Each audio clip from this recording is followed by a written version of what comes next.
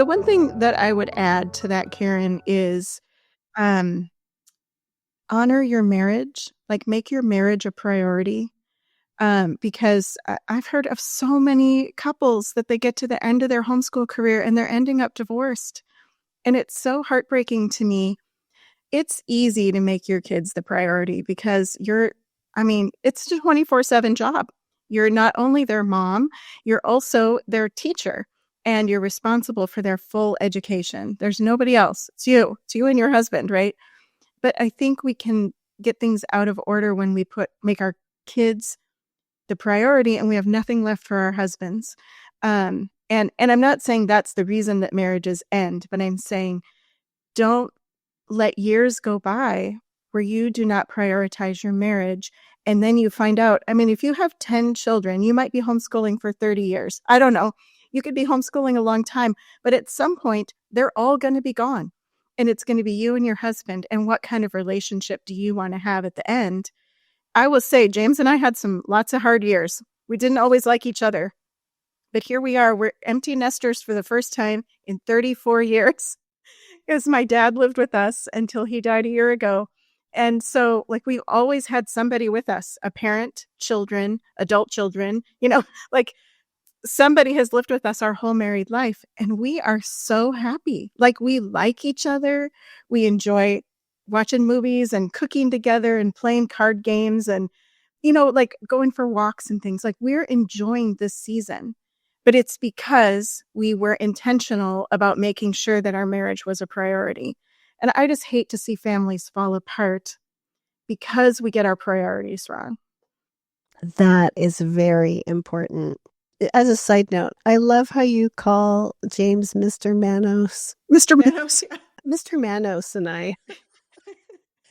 He's so funny. You guys are an amazing couple. So what would be some tips?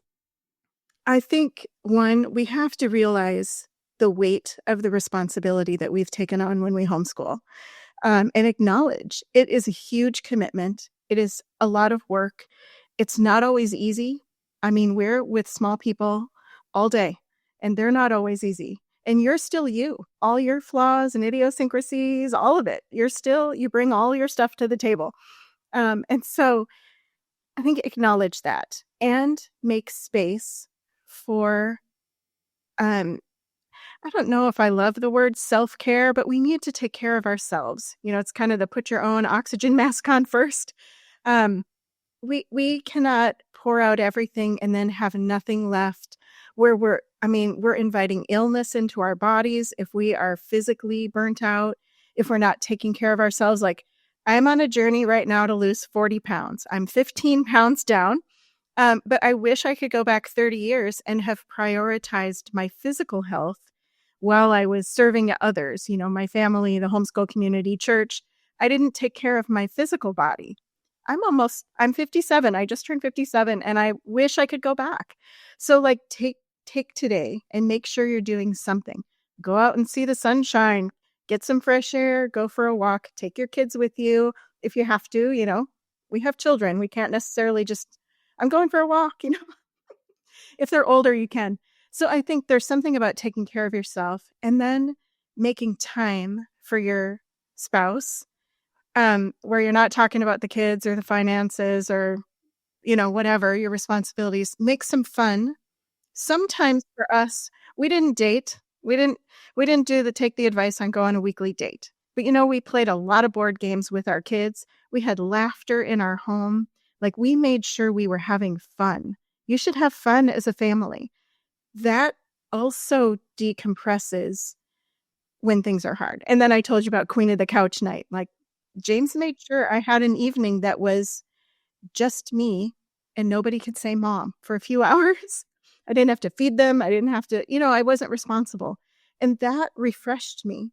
If you wait for those breaks, if you're always thinking okay, I need a vacation to be okay, there's not enough vacations in the world to refuel you.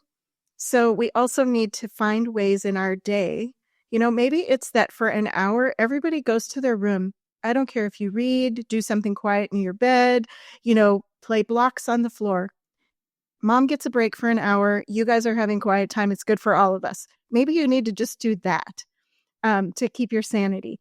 Teach your kids to how to cook, how to clean, how to do laundry. Get them involved in helping run your house. Because if you're also trying to do all those jobs and be the teacher and be the chauffeur and be the, all the things, you're not going to have time or energy or even interest in anything else, time with your husband. So be aware and find ways. If you have 5 kids, 6 and under, you're in a busy, intensely parenting season.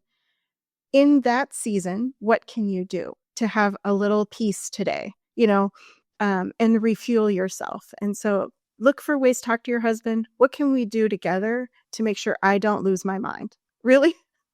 Because your husband is your best friend, right? They want to help you. So we should be in this together. I love that advice. That is super important because, marriages definitely are struggling as well. Yes. But as a side note to single moms out there, Yeah. I also know a lot of single moms who are successfully homeschooling their kids today. Please know that you can do this.